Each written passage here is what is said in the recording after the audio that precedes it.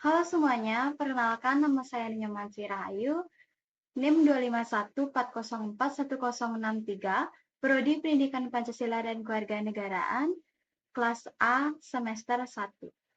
Di sini saya akan menyampaikan beberapa hal.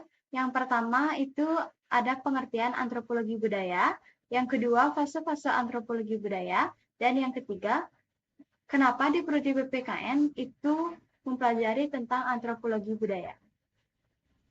Baik, yang pertama itu tentang pengertian antropologi budaya.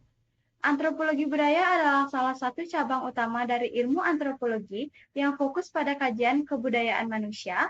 Antropologi sendiri berasal dari kata Yunani, anthropos berarti manusia dan logos ilmu pengetahuan. Jadi, antropologi budaya secara harfiah berarti ilmu tentang kebudayaan manusia. Antropologi budaya adalah cabang ilmu antropologi yang mempelajari kehidupan budaya manusia, meliputi adat istiadat, nilai, norma, kepercayaan, bahasa, seni, teknologi tradisional, sistem ekonomi, dan seluruh cara hidup suatu masyarakat. Tujuannya untuk memahami bagaimana manusia hidup, berinteraksi, dan mengembangkan kebudayaan ke masa. Dengan kata lain, antropologi budaya berfokus pada pola-pola kehidupan yang diciptakan, dipelihara, dan diwariskan oleh manusia. Yang kedua, itu ada fase-fase antropologi budaya. Fase yang pertama itu fase deskriptif atau sebelum abad ke-18. Penjelajah Eropa hanya mengumpulkan cerita, catatan, dan benda budaya masyarakat yang ditemui. Belum ada teori, hanya mendeskripsikan adat dan kebiasaan. Yang kedua, itu ada fase klasik, abad ke-19. Budaya dilihat berkembang bertahap dari sederhana sampai ke maju.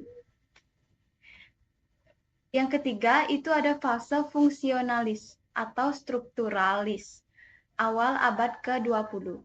Penelitian lapangan intensif, fokus pada fungsi kebudayaan bagi kehidupan masyarakat. Yang keempat, itu ada fase modern atau kontemporer, akhir abad ke-20 hingga saat ini. Budaya dipahami secara relatif dan holistik dari sudut pandang masyarakat itu sendiri.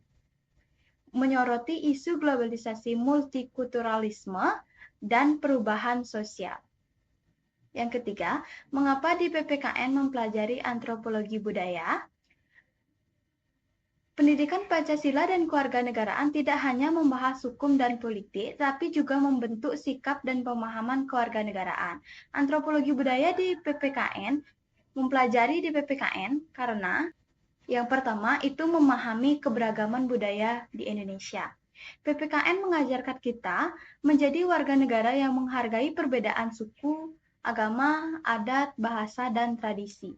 Dan kedua, menumbuhkan toleransi dan persatuan. Dengan mengenal budaya sendiri dan budaya orang lain, kita lebih mudah bekerja sama dan menghormati perbedaan. Dan yang ketiga, menerapkan nilai Pancasila, terutama sila ketiga, Persatuan Indonesia, dan sila kelima, keadilan sosial.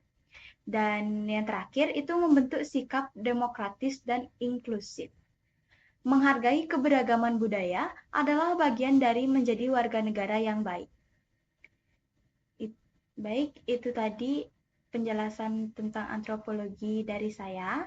Adapun studi kasus yang saya ambil yaitu sampah di Bali kian mengkhawatirkan. Masalah utama, timbunan sampah terutama plastik meningkat pesat di Bali, terutama di kawasan wisata.